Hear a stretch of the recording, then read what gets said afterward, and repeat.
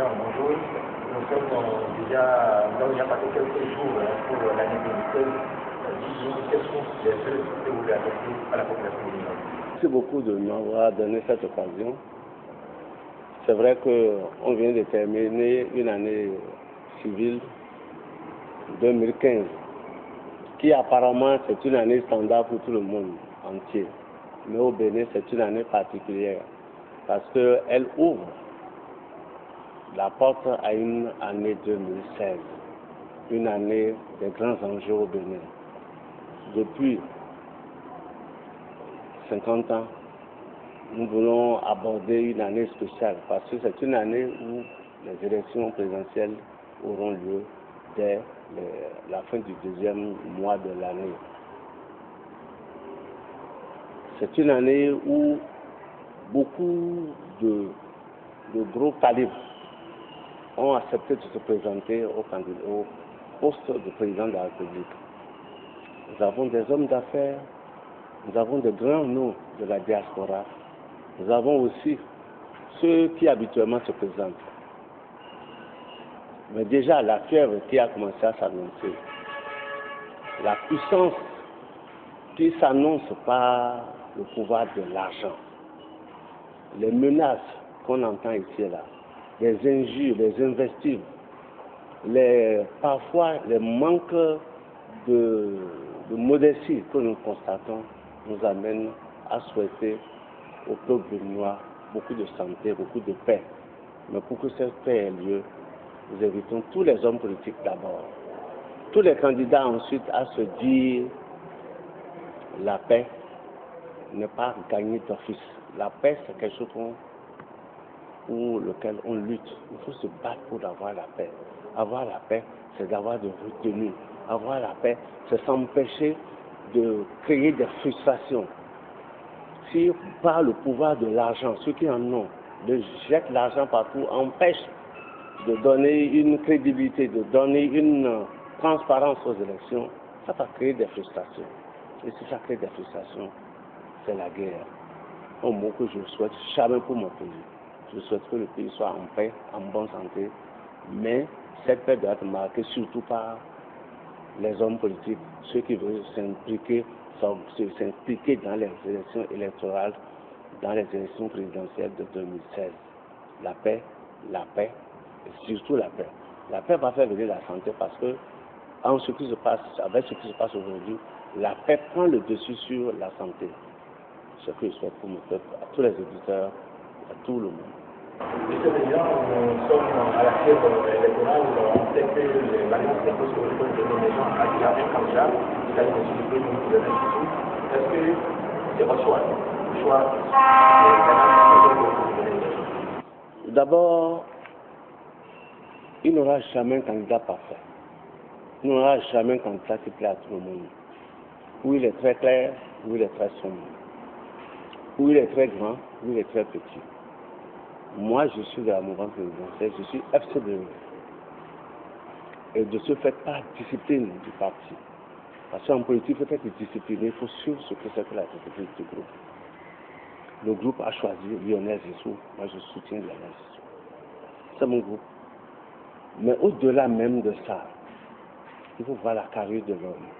Je ne le connais pas de manière strictement personnelle, mais j'ai lu son CV. J'ai eu l'habitude d'aller en France. J'ai entendu parler de lui en Europe. Je pense que c'est un bon candidat. Et puis il faut se dire aussi quelque chose. Ce qu'on a toujours combattu aujourd'hui au Bénin, c'est ce que nous avons eu l'habitude d'appeler la béninoiserie. Nous avons l'esprit de constater que le Béninois cherche toujours à vous tirer par le bas, au lieu de vous tirer par le haut. Si nous sommes contre la béninoiserie, pourquoi ne pas avoir l'occasion de laisser un peu de côté cette béninoiserie pour quand quelqu'un, un Béninois qui a la culture étrangère, pour voir est-ce que vraiment c'est pas ce qu'il nous faut. Moi je soutiens le président Lionel Zissou parce que je pense qu'il a la carrure et qu'il peut faire quelque chose. Il reste à ce que nous ayons la modestie. Ce n'est pas parce qu'on veut soutenir un candidat qu'il faut se mettre à injurier les autres.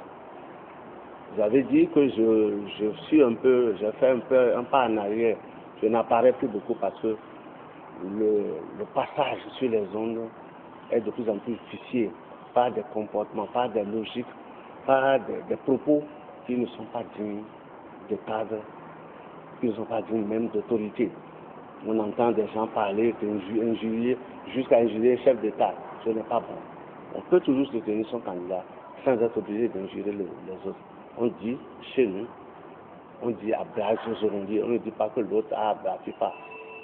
Ça veut dire quoi? Je dis que j'ai un bon produit. Je n'ai pas besoin de critiquer ou de mesurer l'autre produit de l'autre.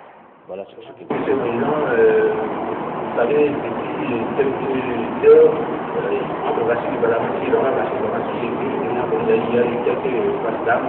On a su le chef d'État et l'État par rapport justement pour le 3 milliards à la population de Parabo. Est-ce que l'État vous répond déjà à la région? Je désavoue parfaitement et complètement tout propos qui est injurieux, tout propos qui manque de mesure. Parce que quand vous allez sur des ondes, des ondes c'est pour tout le monde. Il y a des Béninois qui écoutent, il y a des étrangers qui écoutent. Lorsque je dis que je suis un député, lorsque je dis que je suis un ministre, mes propos doivent bien cadrer avec qui je suis. Ce n'est pas bon. On ne peut empêcher personne de choisir son candidat. C'est là même la vitalité de la démocratie. On peut soutenir Lionel Zissou, on peut soutenir Adjavon, on peut soutenir Talon, on peut soutenir qui d'autre, Ake, ainsi de suite.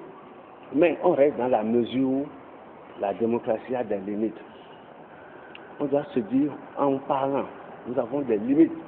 En traitant les autres d'ignards, en traitant les autres de vauriens, et par la même occasion, en se qualifiant de titulaire de chair, ça ne fait pas bien. Je pense qu'il faudrait qu'on commence à modérer les propos tout en gardant notre conviction. Parce que si chacun n'a pas sa conviction, il n'y aura pas de démocratie. On a débattu qui était furieux avec la question du chef de l'État à Parabo. Il dit que c'est une promesse politique, électoraliste, selon les 3 milliards et l'interview ce matin, c'est juste pour contenter la population. Mais non, c'est pas pour quelque chose. Moi, c'est vous qui m'apprenez cette information, je ne l'ai pas apprise. Mais, s'il en est ainsi, il faudrait quand même reconnaître que la quête de l'État, par un tournoi, mais ils sont dans une information. Il y a des règles. Si c'est vrai qu'il l'a fait, sans qu'on l'ait prévu, ça m'aurait étonné. Mais je pense que peut-être c'est ça dans les prévisions, je ne sais pas. Il faut bien connaître les contours pour pouvoir apprécier. Mais, pour moi, il n'est pas question, ni pour le chef de l'État, ni pour l'honorable Balamati, de faire de Parakou un objet à manipuler. Chacun va battre campagne comme il le veut, dans le rythme que les lois ont prescrit, mais pas en s'attaquant l'un et l'autre. Moi, je voudrais suggérer, si le chef de l'État l'a attaqué, je n'ai pas entendu, je lui suggérerais de ne pas l'attaquer. Il ne faudrait pas faire comme tout le monde. Un chef d'État, c'est un chef d'État. La chancellerie française aussi devait être discrète par rapport à la situation parce que les Français ils ont réagi c'est comme si, quand on entend le Premier ministre, la France réagit, ça met à l'aise un peu le peuple béninois. Ce n'est pas seulement au niveau du Bénin qu'on le constate, même ailleurs, même à l'extérieur. Lorsque les propos commencent à prendre une ascendance dangereuse, tout le monde a réagi. Vous avez vu, les États-Unis ont réagi lorsque l'Arabie Saoudite a coupé les relations avec l'Iran et ça devait commencer à faire au aussi de toutes les États-Unis intervenus. L'intervention ne veut pas forcément dire une défense contre son